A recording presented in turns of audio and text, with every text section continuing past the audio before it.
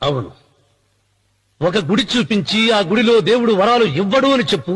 ఆ గుడి మెట్లలో ఒక్క మెట్టు కూడా ఎవడో ఎక్కడ. నైవేద్యం పెడతారన్నావు కదూ, ఎందుకో తెలుసా?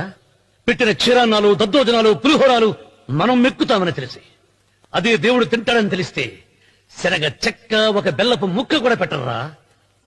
వెంట్రుకలిస్తారన్నావు కదూ, దేనికి?